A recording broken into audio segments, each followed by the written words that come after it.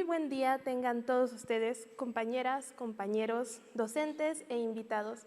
Sean bienvenidos a esta edición del panel Discusiones, una mirada desde el periodismo, que tiene como objetivo conocer desde la perspectiva periodística los principales problemas del Estado de Oaxaca, para hacer del conocimiento de las y los candidatos por la gubernatura una agenda pública que nos permita contribuir como estudiantes a resolver y dar nuestra opinión acerca de dichas problemáticas. Mi nombre es Cienia Roxana Santiago Aguilar y junto a mi compañero Luis Enrique Carmona Bravilla seremos los moderadores de este panel. En esta ocasión nos honramos con la presencia de grandes invitados. Nos acompaña Humberto Cruz Matías. Él nació el 26 de agosto de 1966. Es un periodista oaxaqueño egresado de la Escuela de Periodismo Carlos Septién García. En 2019, la Federación de Asociaciones de Periodistas Mexicanos, FEPERMEX, le otorgó el Premio México de Periodismo Ricardo Flores Magón por el reportaje que realizó sobre el caso de un joven huérfano sin familiares y asesinado en el mercado de abasto de la ciudad de Oaxaca. Actualmente es conductor de noticieros de Grupo Organización Radiofónica de Oaxaca.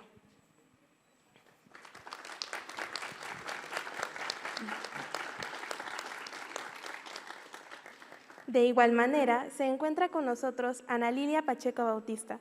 Ella nació en Oaxaca en 1993. Estudió la licenciatura en Ciencias de la Comunicación en la Universidad Autónoma de México. En 2021 participó en el concurso de periodismo Soluciones impartido por Cletofilia, donde ganó el primer lugar con el reportaje Manuel, el hombre que arregla calles con sus propias manos. Desde 2019 a la fecha, trabaja como reportera en el diario Noticias Voz e Imagen de Oaxaca, donde ha cubierto temas de seguridad, medio ambiente, movilidad y grupos vulnerables.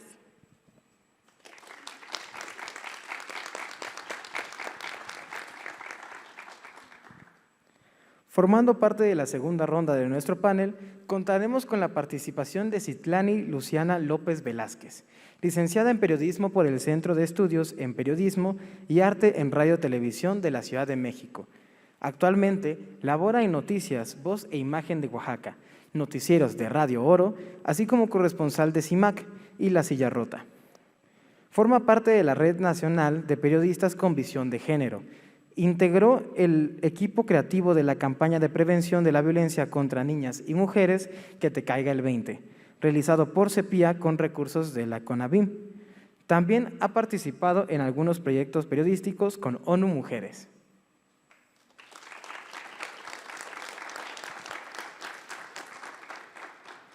También contamos con la presencia de Pedro Matías Arrazola, corresponsal de la revista Proceso en Oaxaca, reportero en Página 3, cofundador de la agencia Sin Muros, integrante del Consejo Ciudadano de la Defensoría de los Derechos Humanos del Pueblo de Oaxaca. Fue premiado por su labor periodística por la fundación alemana Johann Philipp Ball. Por otro lado, su trabajo se ha caracterizado por un alto sentido ético y rigor científico, pero fundamentalmente por ser una de las escasas voces críticas que no ha renunciado a su labor de informar en circunstancias adversas y poco propicias para ejercer la libertad de expresión.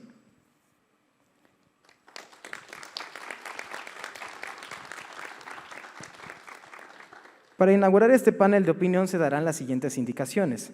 Cada panelista tendrá un total de 4 minutos para su participación, mismos que deben ser respetados puntualmente. Posterior a estas, habrá el espacio para una participación más. El orden de intervención será el siguiente: grupos vulnerables, seguridad, entornos saludables y movilidad. Cabe aclarar que las preguntas realizadas durante este panel han sido hechas por los estudiantes de la licenciatura en Comunicación y Medios Digitales de la universidad. Muy bien, durante este tiempo nuestros panelistas van a estar haciendo sus comentarios y tendremos la grabación en vivo de las cápsulas que se estarán transmitiendo. Bloque 1. Grupos vulnerables. Los grupos vulnerables son definidos como aquellos núcleos de población y personas que enfrentan situación de riesgo o discriminación que les impiden alcanzar mejores niveles de vida. Ejemplo de ellos son las mujeres, quienes son víctimas de la disparidad de género. Otro grupo vulnerable son los 2.5 millones de personas afromexicanas y la población indígena, que representan 25.7 millones de mexicanos. La paridad de género es uno de los principales problemas de las mujeres, el cual se ve reflejado en el desequilibrio salarial entre hombres y mujeres, que indica que ellas trabajan 20% más de horas que los hombres. El 65% de su trabajo total es por actividades no remuneradas en el hogar, y aún así ganan 22.9% menos que los hombres. Oaxaca es el estado con mayor porcentaje de personas indígenas, pero del 80 al 90% de ellas se encuentran en situación de pobreza. En los municipios con mayor presencia de personas afromexicanas, el porcentaje de personas que trabajan y perciben ingresos de hasta un salario mínimo es de un 14.6%, cifra que contrasta con la media nacional de 7.8%. Esto es parte de lo que se abordará en este primer bloque de Diálogos para el Desarrollo. Bien. En esta primera intervención, Grupos Vulnerables, el bloque se comprende de dos temas: paridad de género y pueblos originarios y afromexicanos. Para ello, contaremos con la participación de la licenciada Citlali López Velázquez. Las preguntas son las siguientes. En esta contienda electoral por la gubernatura del estado de Oaxaca, ¿existe una participación equilibrada de mujeres y hombres en los puestos políticos de alta dirección? ¿Se respetó el principio de paridad de género? Tomando en cuenta el alto índice de violencia que hay sobre activistas de diversos movimientos sociales, ¿qué responsabilidad tienen los comunicadores y comunicadoras cuando informan sobre activistas de grupos vulnerables? Se disponen de 4 minutos a partir de este momento. Bueno, buenas tardes a todos y todas. Gracias por la invitación, y como es muy poco el tiempo, también no quiero abundar tanto, pero sí me gustaría precisar en torno a cómo nombramos de entrada este bloque. Me parece que tendría que haber ahí alguna corrección o poder pues como cuestionarnos por qué le nombramos grupos vulnerables, cuando pues me parece que el término, de cierta manera, también nombrar de grupos vulnerables a las mujeres y grupos y personas indígenas, pues también llega de alguna manera a quitar la responsabilidad contra las personas que realmente están creando una vulnerabilidad. No son grupos vulnerables, son grupos vulnerados en sus derechos, y creo que desde el cómo lo nombramos, cómo lo definimos, también es importante, porque no son personas que nacieron débiles por sí mismas, sino que están en una situación, en una condición que les genera esa vulnerabilidad a sus derechos humanos. En este sentido, respondiendo a las preguntas que me hacen en esta contienda electoral, si existió una paridad de género, pues bueno, de entrada podríamos ver a simple vista que no, porque si estamos hablando de que hay 2 candidatas más 5 candidatos, pues es una contienda desequilibrada en cuanto al número.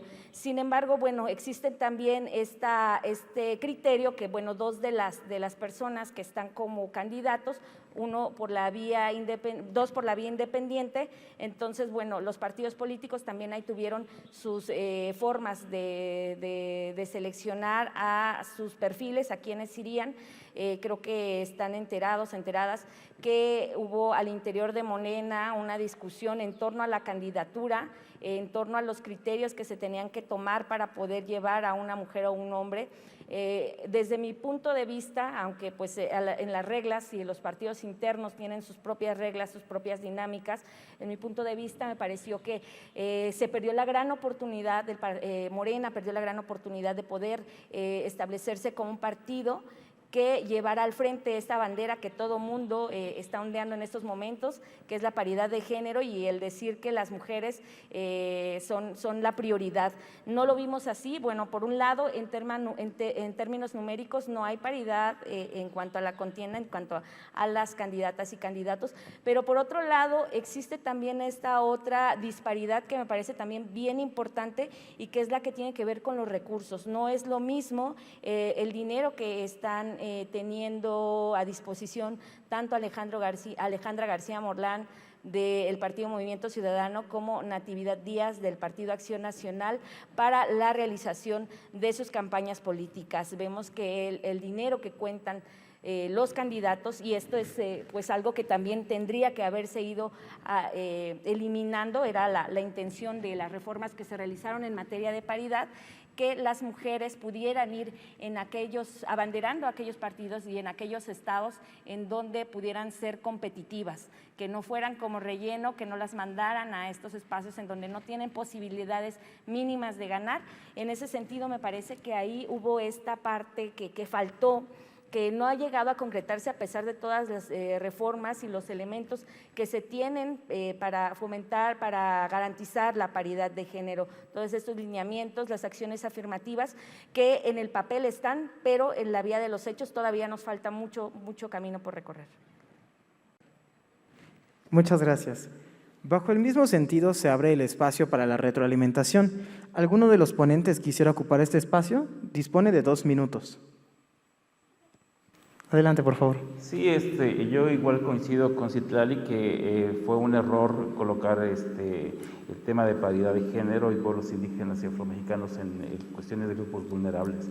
Es un asunto de discriminación, porque son los pueblos originarios, son los que tienen más valor y tienen más derechos y son los que le han dado vida cultural a Oaxaca, y tenerlo en ese concepto de vulnerables, creo que está ahí la forma como los incluyeron, creo no fue lo correcto. Debe poder trabajar cuestiones de cultura, cuestiones de aportación de lenguas, el que le ha dado origen al país. Y entonces sí, eso creo que sí fue un error, y no es culpa de ustedes, están trabajando en ello, pero es el reflejo de cómo ven los partidos políticos, cómo los gobiernos discriminan y hacen a un lado a los pueblos originarios, siempre los dejan al último cuando son los que nos dan identidad.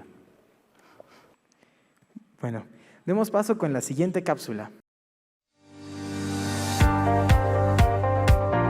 Los entornos saludables en México son importantes para tener un índice de vida adecuado, pero según el Programa de Acción Específico, PAE, Entornos y Comunidades Saludables, este es condicionado por la socioeconomía de las personas, que en México reporta que un 52% de su población tiene ingresos inferiores de la línea de bienestar, lo que imposibilita su desarrollo pleno. Dentro del bienestar social de la comunidad, la salud es un tema de suma importancia. Sin embargo, en Oaxaca existen 52 unidades médicas suspendidas según datos de la Secretaría de Salud, afectando el bienestar integral de las personas, así como el acceso que tienen a las instituciones de salud pública, y el cual afecta directamente su calidad de vida. Dentro del bienestar social también se comprende el medio ambiente. El río Atoyac es un ejemplo de ello. Tiene una descarga residual de al menos 34 municipios de valles centrales, y está contaminado en su 98%, según la Red del Agua de la UNAM, siendo esas aguas negras causantes de un mal para quienes tienen que vivir en sus alrededores. Esto es parte de lo que se abordará en este segundo bloque de Diálogos para el Desarrollo. Daremos pie entonces a la segunda intervención. Esta es correspondiente al bloque de entornos saludables. Para ello, contaremos con la participación del licenciado Pedro Matías Arrazola. En esta ronda se abordarán 2 temas muy importantes, medio ambiente y salud. Al igual, dispondrá de 4 minutos.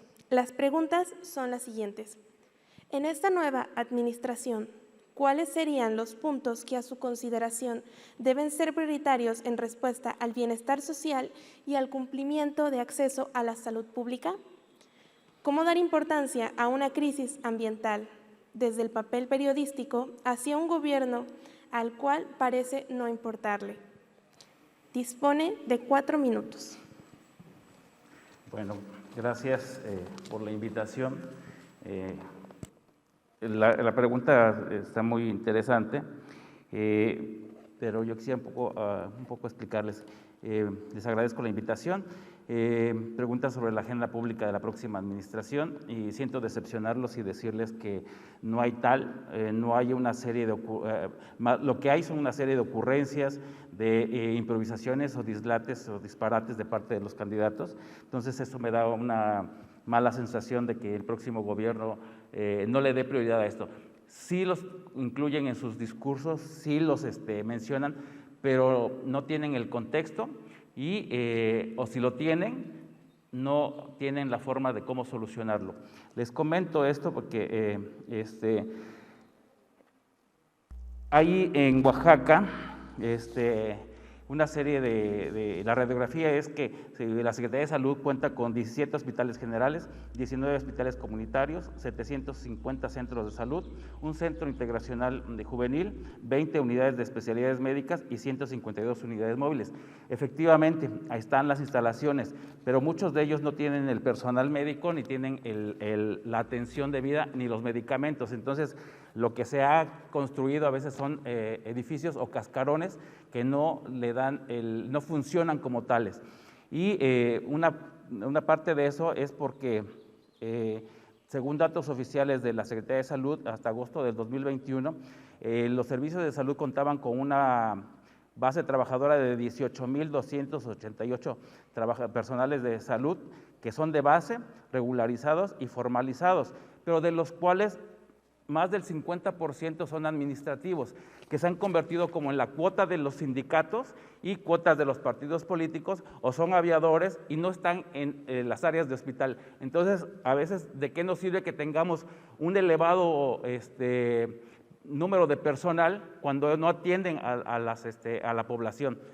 El caso más contundente se acaba de reflejar con la COVID, que nos reflejó verdaderamente cuál es la situación de salud en Oaxaca.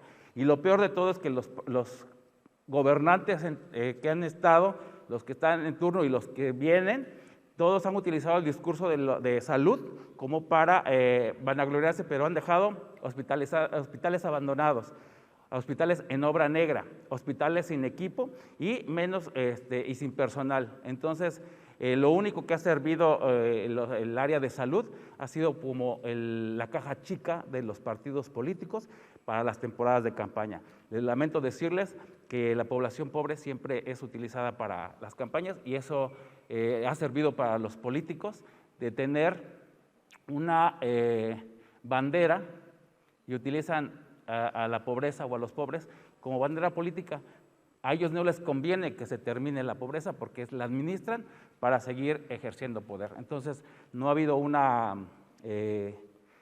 atención real al tema de salud, solamente es a cuestión de eventos políticos, como en este caso. Ahorita sí, todos dicen, sí, vamos a sacar de la pobreza a fulanito y que les vayamos a llevar a hospitales, pero si construyen hospitales y no hay médicos y no hay medicamentos, ¿de qué sirve? Entonces, hay que ser claros en ese sentido, y en este caso, todos y todas las candidatas no tienen una plataforma política real, están basadas en ocurrencias, que si uno dice, voy a hacer un hospital, otro dice, yo te lo voy a triplicar, que si esa es la burla, es el insulto a la ciudadanía, de que te dicen cosas pero no saben cómo lo van a hacer, con qué recursos lo van a hacer y si de verdad van a cumplir con sus promesas. Entonces, yo les hago un llamado a ustedes que son nuevas generaciones a que estén alertas en emitir su voto, porque los que van a pagar las consecuencias en un futuro son ustedes. Nosotros, yo al menos yo voy a ir de salida, pero ustedes tienen las herramientas para obligar a los gobernantes a que cumplan con sus promesas de campaña. De otra manera, va a seguir siendo lo mismo, se reciclan y se protegen, y hay complicidades y ninguno de ellos está en la cárcel cuando hay un desfalco en los temas de salud desde hace décadas. Muchas gracias por su participación. Se abre nuevamente el espacio para la retroalimentación. Si alguien desea brindar algún comentario, dispone de 2 minutos a partir de ahora.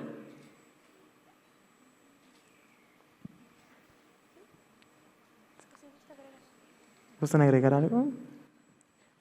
De no ser así, demos paso con la siguiente cápsula.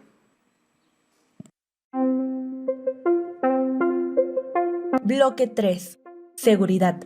El tema de la seguridad en México se encuentra diariamente en los titulares de noticias, ya que de acuerdo con datos proporcionados por el INEGI en marzo del 2022, 66.2% de la población consideró que es inseguro vivir en su ciudad. Es por eso que hablaremos de 2 tipos de inseguridad que afectan actualmente a la ciudadanía. Seguridad tecnológica. Desde el inicio de la pandemia por COVID-19 hasta abril del 2022, En Oaxaca se registraron 195 casos de robo de identidad en entornos digitales, lo que en relación con años anteriores equivale a un aumento del 572.41%. En materia de seguridad pública, según lo reportado por la Fiscalía General del Estado de Oaxaca, entre diciembre del 2020 y diciembre de 2021, el número de carpetas de investigación pasó de 39.074 a 41.612 casos. Cada incidente reportado suma la inseguridad de nuestro estado. Todo esto nos lleva a cuestionarnos: ¿México realmente es un país seguro? Esto es parte de lo que se abordará en este tercer bloque de discusiones para el desarrollo. Para esta penúltima intervención pondremos sobre la mesa dos temas muy importantes: tecnologías de la información y seguridad pública. Fraude, estafa o engaño. Cualquier nombre que se le dé al robo de identidad a través de redes sociales es una problemática que debe ser atendida. En esta tercera intervención contaremos con los conocimientos y experiencia de la licenciada Ana Lilia Pacheco, y las preguntas son las siguientes. ¿Consideran que desde la vía periodística se puede ayudar a combatir el delito de robo de identidad y datos personales? ¿De qué manera se podría contribuir?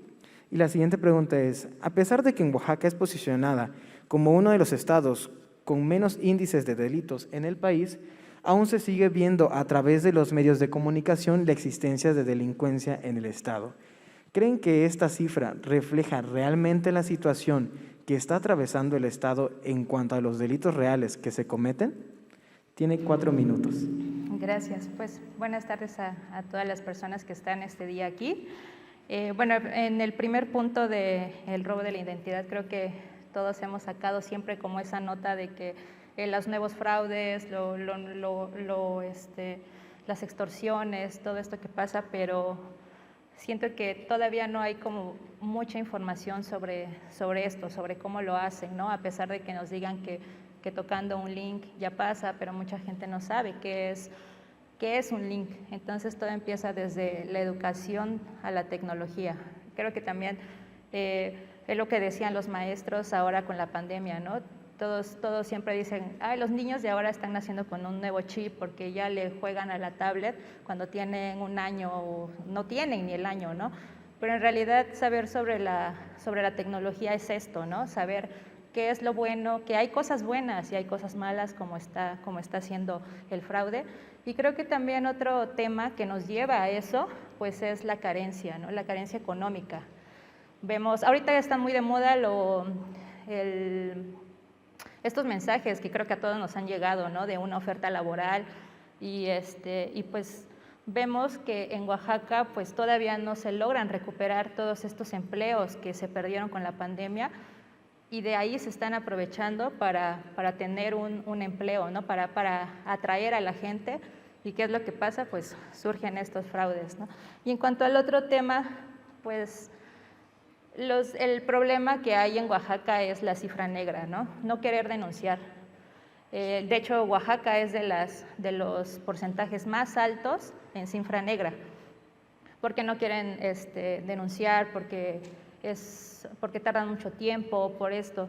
Creo que todos en Facebook, en Twitter, vemos todos los días que a alguien ya le asaltaron, que les robaron. Los fraudes también es parte de esto, y vemos en los resultados del secretariado ejecutivo, y fraudes, no sé, 1 al mes, 2 al mes, cuando vemos que a varios los han defraudado. Entonces, creo que el problema es ¿no? La cifra negra, el no querer denunciar, por perder el tiempo, porque no nos hacen caso, por todo esto que pasa, ¿no? Entonces, ese yo creo que es como la realidad que hay en Oaxaca. No es tanto que no haya delitos, no hay delitos federales que son como secuestros o eso, yo creo que todavía no lo hemos visto, pero sí hay los delitos comunes, ¿no? Que es el robo, asalto a casa, en el autobús.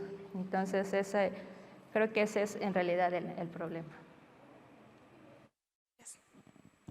Muy bien. Se abre nuevamente un espacio para la retroalimentación. Si alguien desea brindar algún comentario, Se disponen de 2 minutos a partir de ahora. Sí, sobre la última pregunta, que si se cree que esa cifra refleja lo que se vive realmente en la entidad, me parece que no solamente no la refleja, sino que además hay un ocultamiento, no sé si deliberado o con esa intención, pero citando solamente el ejemplo de los feminicidios, revisada las cifras recientes del secretario ejecutivo del Sistema Nacional de Seguridad Pública en cuanto a las investigaciones que se realizan al respecto, y solamente encontramos 15 carpetas de enero a abril, cuando en el recuento que se ha hecho de manera hemerográfica por organizaciones de la sociedad civil, vemos que van más de 50 mujeres que han sido asesinadas. Entonces nos está hablando de un subregistro de estos asesinatos que no se están investigando como tal, aún cuando existe un protocolo que nos indica o que obliga a las autoridades a investigar toda muerte violenta de mujer como si fuera un feminicidio. En ese sentido, creo que sí hay algo grave ahí que observar, porque nos están entregando cifras o nos están mostrando cifras a la ciudadanía que buscan pues ocultar precisamente esta realidad que se vive y que es terrible, como de cierta manera para acallar un poco esta exigencia de justicia y de seguridad que existe en el país, sobre todo en el tema de violencia contra las mujeres. Muchas gracias.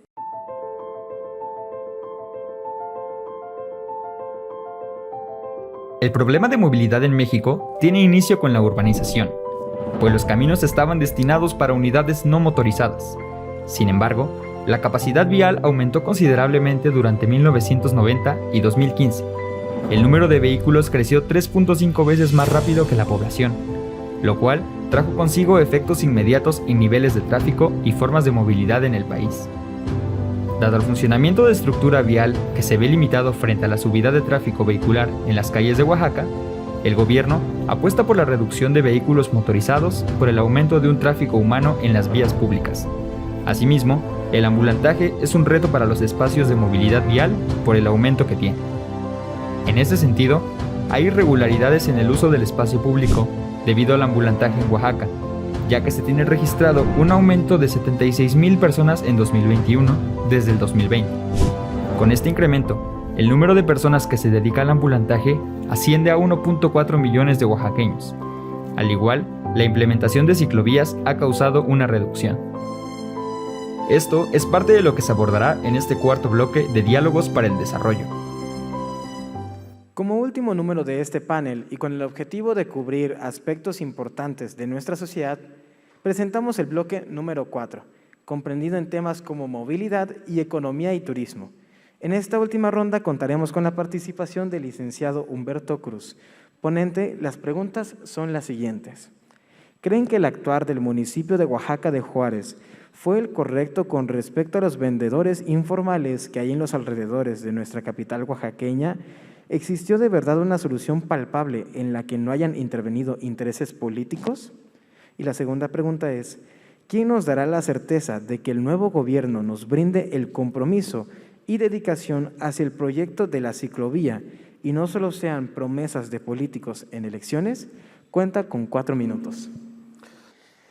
En relación a las preguntas, si me permiten en el mismo orden, el problema del ambulantaje es apenas la punta visible de un problema gigantesco en la sociedad, que es la falta de trabajo, de conocimiento, de oportunidades para el desarrollo de otras potencialidades de la gente. Se ha limitado, perdón la expresión, pero se ha castrado a una generación o 2 o 3 generaciones y lo único que se les ocurre es sentarlos a espantar moscas en un puesto porque no se motivó a tener otras habilidades, conseguir aquí mismo frente a nosotros hay por lo menos 2 pedazos de terreno que pudieran utilizarse para una zona de cultivo alternativo. Se podría aprovechar tal vez la riqueza forestal de los pueblos y buscar otras fuentes que no sean solo la venta, que por cierto está controlada por organismos internacionales.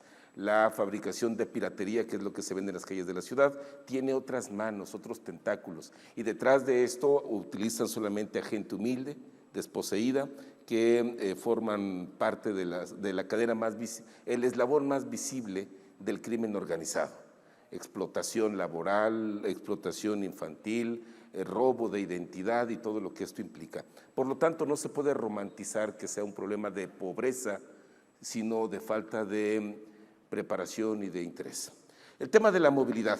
Permítame decirles que, debo decirles que la movilidad jamás estará, por ahora, en el discurso, la atención o las prioridades de la clase política. Es que este es un problema de futuro y a ellos los que les interesa es el voto de mañana.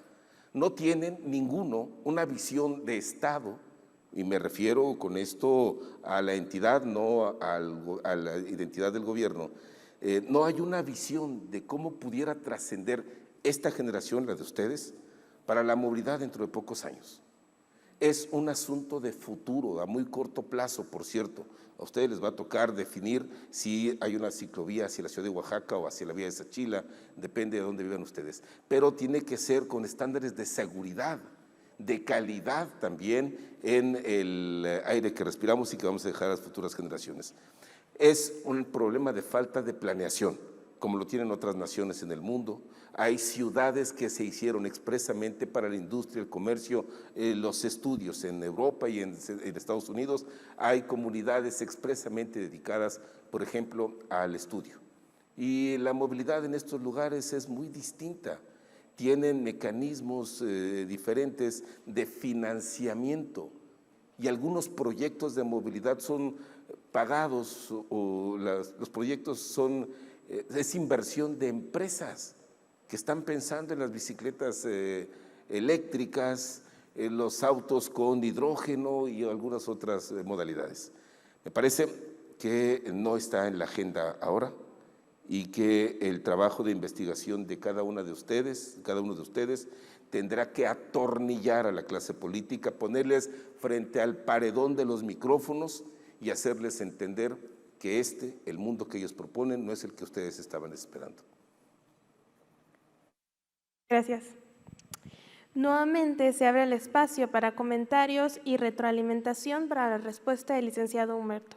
¿Alguien gustaría ocupar este espacio? Adelante. Bueno, coincido con lo que dice Humberto. Como ya tenemos muchos años, sabemos cómo empezó a ver lo del comercio informal. Y en un principio decíamos, sí, llega una gente de Cimatlán, de donde ustedes quieran, llegaba a vender sus semillas, sus calabacitas, lo que sea, y los inspectores municipales con lujo de abuso de autoridad las quitaban y las golpeaban, los quitaban. Uno como medio de comunicación, pues te molestan las injusticias y abogabas por ellos, ¿no? O sea, necesitan comer, necesitan un ingreso, ¿por qué no los dejan vender? Pero desgraciadamente, como todo lo que ha pasado, se prostituyó el asunto, de tal manera que después, ahorita lo que está pasando es un cogobierno, hay autogobierno. El gobierno municipal no puede hacer nada contra los comerciantes del comercio informal. ¿Por qué? Porque ya se convirtieron en mafias y ya vinculados al crimen organizado. Si se dan cuenta, cuando han querido desalojarlos, te cierran calles los taxistas, los volteos, los transportistas. ¿Por qué? Porque ya se mafiaron y todos con prácticas de la delincuencia organizada. Entonces, ellos imponen sus condiciones y el gobierno oficial o el electo no puede hacer gran cosa más que pactar. Entonces, vuelve a ser una situación de componendas políticas y económicas, y la población, todos como ustedes, quedamos como rehenes de parte de ellos, ¿no? Entonces, sí ha habido algunos que los han quitado porque acuerdan con las organizaciones. Las organizaciones ya no representan a la ciudadanía, representan a la delincuencia organizada. Muchas gracias. Antes de finalizar, se va a abrir el espacio para una ronda de preguntas que se han realizado por parte de los espectadores de este panel. Primero que nada, tenemos: ¿de qué manera desde su profesión como periodistas pueden contribuir a la erradicación o disminución de la desigualdad y exclusión a las comunidades afrodescendientes? Esta pregunta dispone del tiempo de 3 minutos y es para quien guste responderla.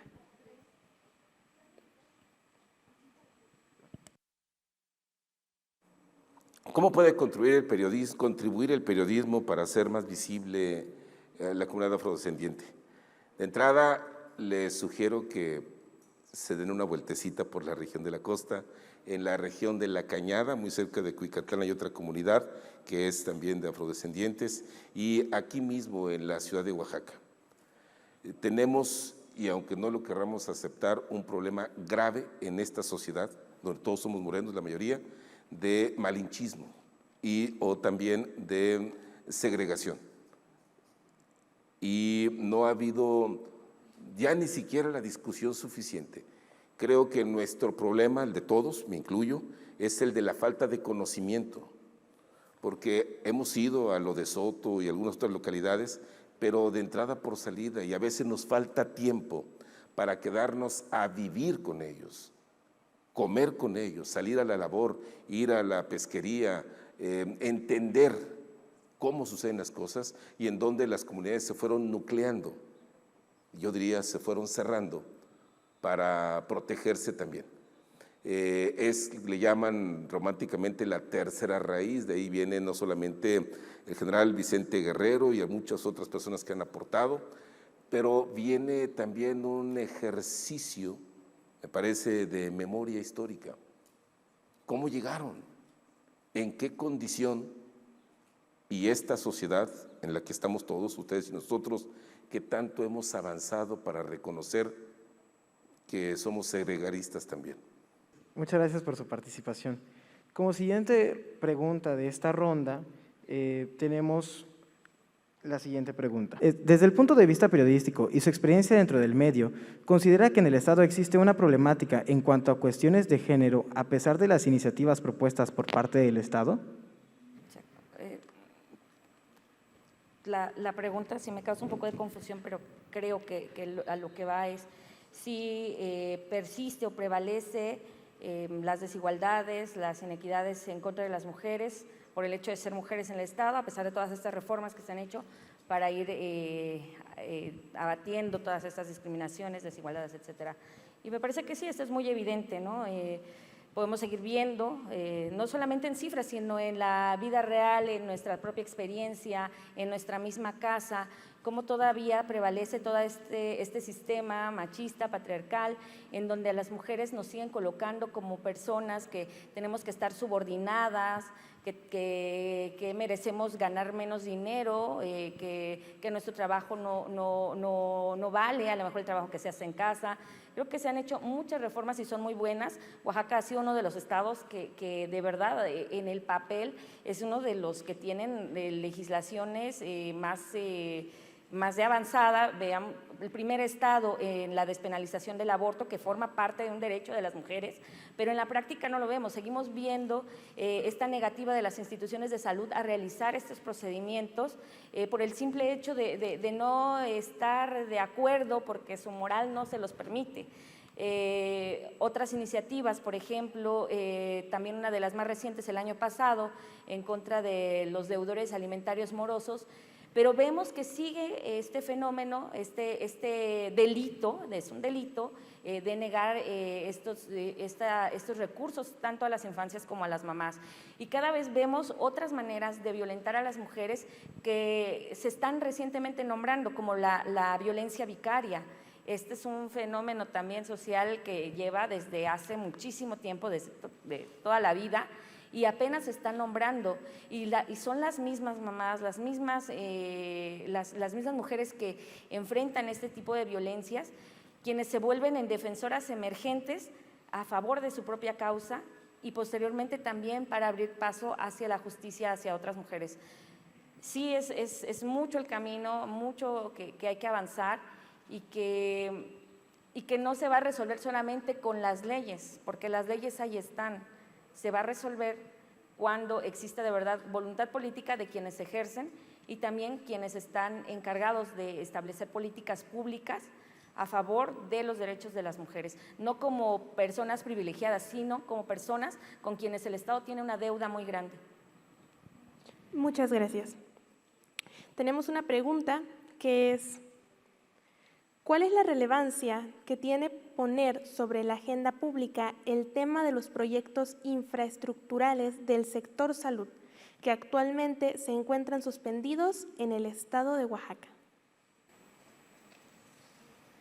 Bueno, por lo que vas escuchando, creo que la pregunta sí fue mal planteada. O sea, creo que los proyectos de infraestructura es una parte mínima de lo que es todo el tema de salud.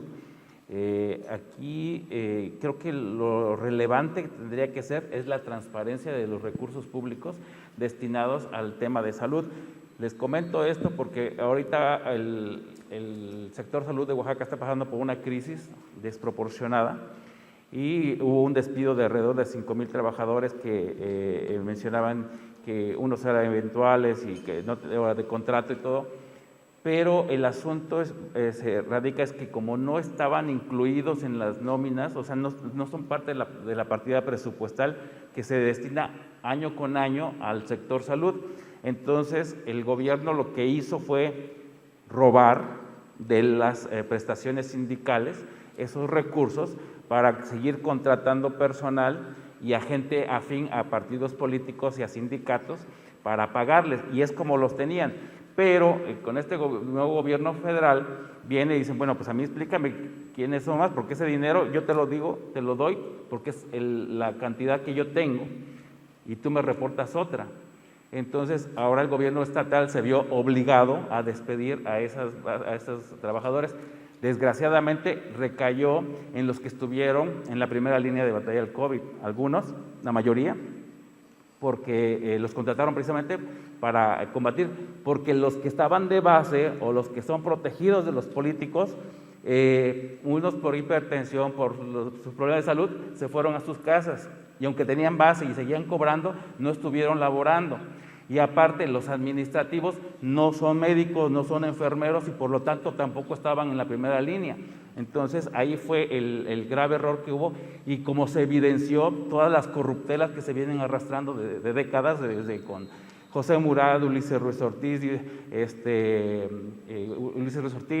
Gabino Cue y ahora Alejandro Murad. Entonces, esa cadena de corrupción estalló hasta ahora y ahorita estamos padeciendo muchos lugares que no hay médicos y no hay enfermeras porque no hay personal para contratar, porque el recurso federal se tuvo que acatar a cierto sector que ya estaba destinado, ¿no? Muchas gracias. Por último, en esta ronda de preguntas está, con respecto al tema de medio ambiente, sabemos que existe una gran contaminación en el río Atoyac y río Salado. Desde el ámbito periodístico, ¿por qué no se le da un seguimiento a las convocatorias para el saneamiento de los afluentes que organizan los ambientalistas? Bueno, en este caso, coincido en ese sentido. Ya hay hasta una ley que se aprobó, hay una sanción para que gobiernos municipales, en el caso de Oaxaca, de Juárez, Jojocotlán, los que están al margen del río Atoyac, se le dé el rescate. Desde la época del maestro Francisco Toledo había esa intención de rescatarlo y nunca se hizo nada porque a las autoridades no les importa lo que no les deja dinero y ahí ese dinero se lo lleva el río.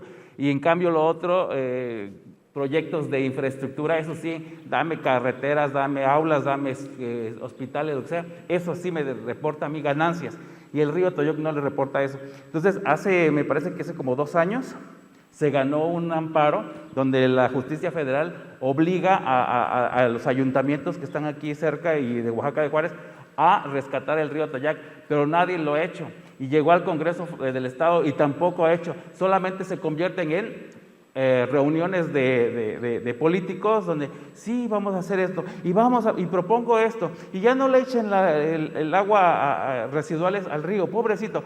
Pero te autorizan fraccionamientos que todas sus aguas se van la cañería se va al río. Entonces, no hay una planeación, todo es negocio, desgraciadamente, y todo se prostituye. Y en este caso, no hay interés por la cuestión del medio ambiente.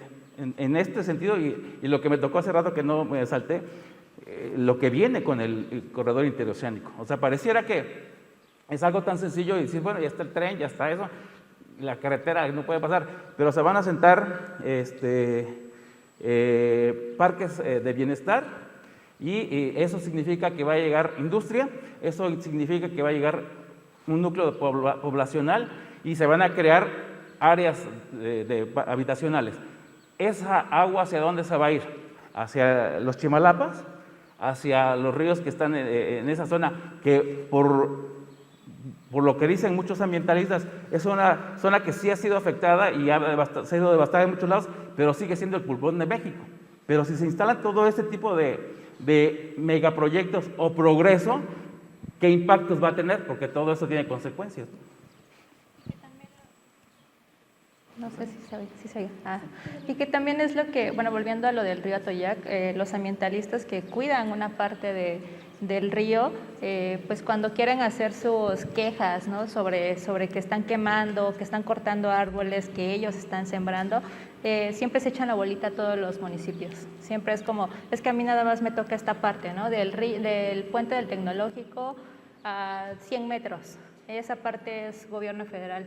El gobierno federal dice es que es de los municipios, ¿no? Entonces pasa esto, ¿no?, de que no saben ni a quién ir, pues no sabe, y también el municipio dice es que yo sí voy a quitar ahí un poquito de hierbas, y con eso creen que también están ayudando a sanear ese pedazo, ¿no? Pero ¿de qué sirve cuidar este pedacito si están los otros abandonados, ¿no? Y el agua sigue cayendo ahí.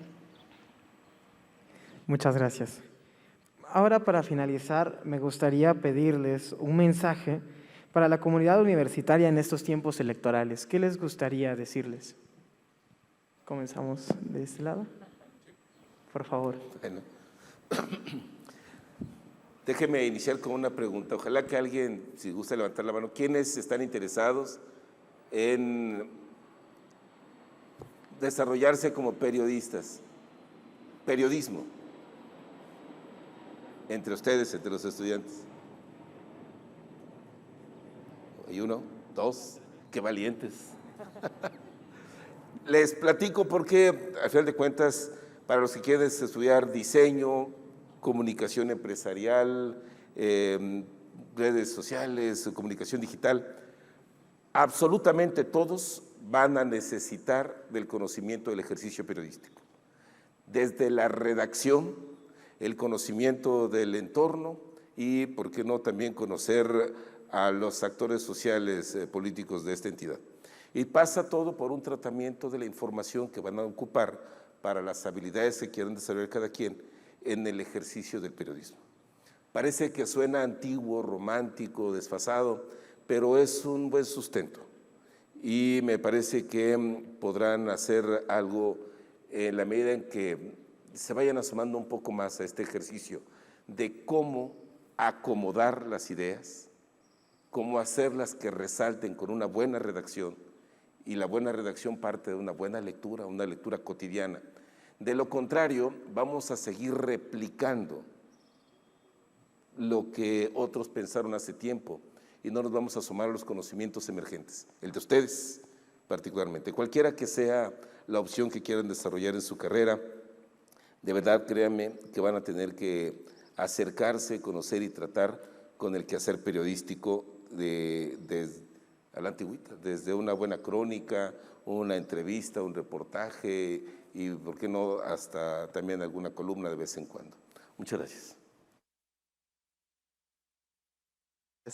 Gracias. Continuamos, por favor.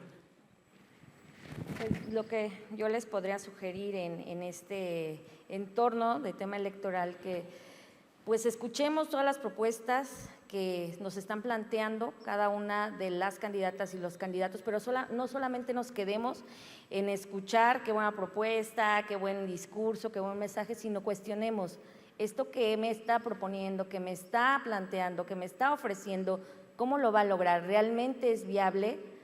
Si es viable, ¿en qué entorno es viable? Porque hay propuestas que, además de ser muy malas, muy malos refritos de otras propuestas que ya se hicieron en el pasado y que no funcionaron, siguen estando totalmente alejadas del entorno a donde se quieren proyectar. Cuestionémonos eso, hagámonos preguntas, reflexionemos si en verdad es viable todo lo que nos están ofreciendo y emitamos nuestro voto de manera libre, informada. Sí, acudamos a las urnas porque esa es nuestra herramienta que tenemos como ciudadanía, nuestra principal herramienta para la democracia y también para ejercer este derecho que tenemos y que no sea en vano todos los recursos que se están destinando a la organización de una elección estatal y en varios estados, en el caso de Oaxaca, tan importante como esta. Tenemos cada una y cada uno en nuestras manos, en nuestra credencial de elector, ese poder de decidir hacia dónde queremos que camine el Estado, sobre esas propuestas que nos están planteando y las posibilidades y la viabilidad que cada una de estas tiene. Gracias. Muchas gracias. Continuamos, por favor.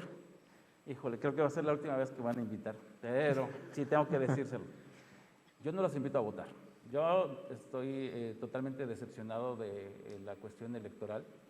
37 años de decepciones, ya creo que son suficientes. Yo lo que los invito a ustedes, que van a ser profesionistas, y en un área elemental, lo que dice Humberto es totalmente cierto, un área elemental de la comunicación.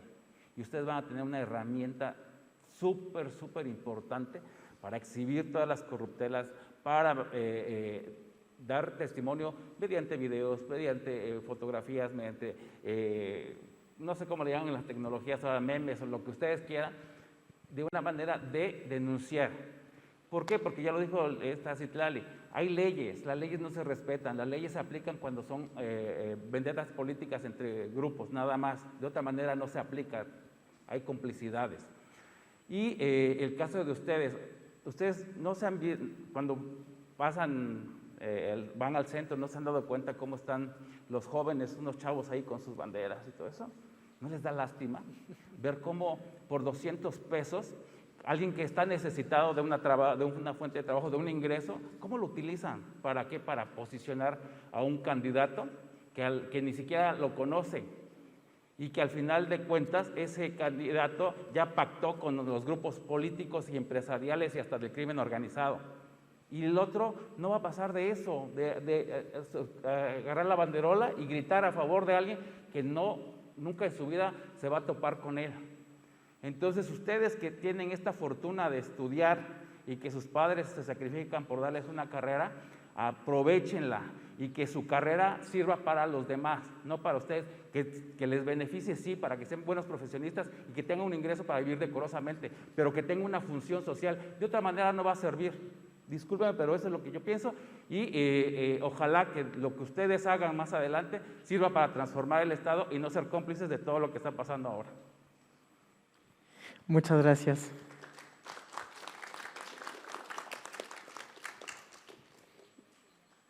Por favor. Pues yo creo que todo lo que ya dijeron, ¿no?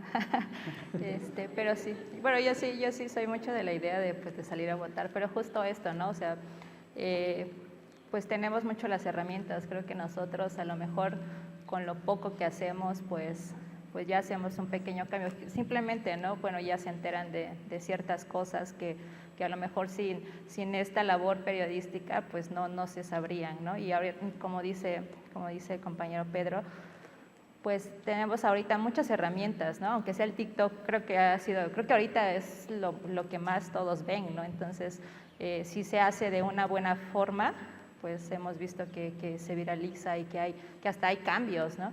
Entonces creo que eso es lo puntual y pues yo digo que sí salgan a votar, justo por como dice Citlali, ¿no? O sea, porque ya se gastó mucho dinero en hacer las elecciones como para que haya boletas perdidas o todos esos millones perdidos, entonces sí salgan a votar, aunque anulen su voto, pero yo coincido.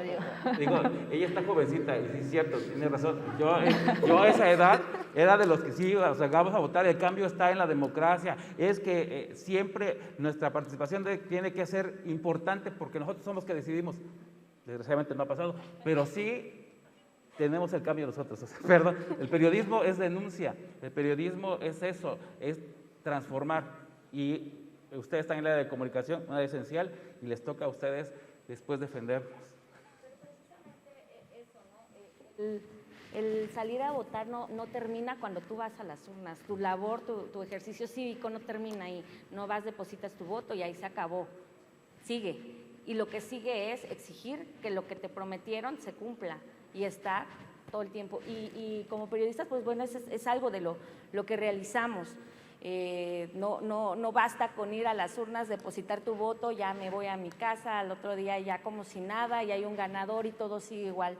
Tenemos como ciudadanos, como ciudadanas, y sobre todo ustedes como esta nueva generación, que también las herramientas que tienen son básicas y pueden ser una vía, un canal de denuncia, de exigencia, que ha sido muy poderoso. Las redes sociales tienen un poder infinito, increíble, que ha logrado realizar acciones tan importantes como poder quitar a un candidato en una gobernatura, ¿no? Para una gobernatura. Entonces ustedes tienen en sus manos ese poder también, y recordar que ser ciudadano no termina ahí en la urna. Muchísimas gracias. Yo creo que todo esto que nos han dicho es un mensaje que no sirve solamente para la comunidad de la licenciatura de Comunicación y Medios Digitales, sino para toda la población estudiantil que alberga esta casa de estudios, que está llena pues de una nueva generación completa que se va a nutrir de este mensaje y de todas las ideas que se estuvieron brindando a lo largo de este panel. Procederemos entonces a la entrega del reconocimiento por habernos honrado con su presencia, esto a manos del director general académico, el arquitecto Sergio García Herrera.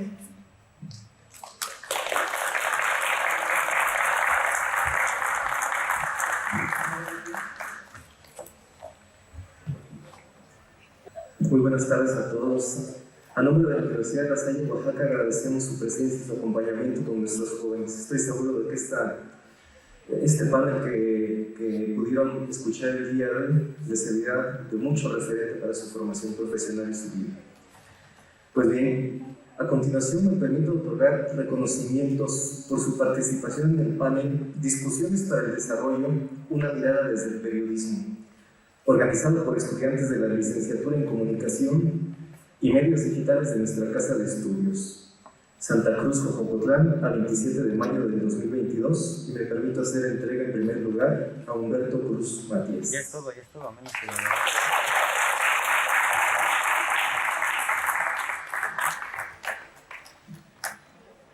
Gracias. A continuación me permito entregar el reconocimiento a Citlali López Velázquez.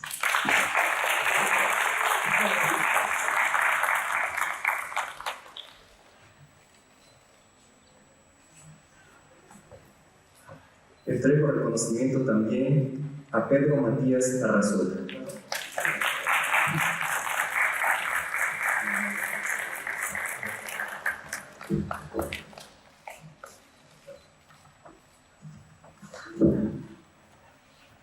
Y por último, entrego reconocimiento a Ana Lilia Pacheco Bautista.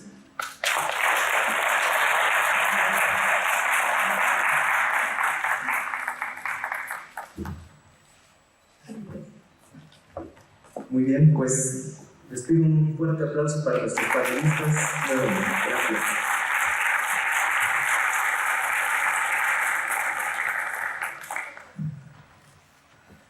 Agradecemos a todos por su asistencia, público presencial y público virtual. Indiva Semana, lo unido permanece.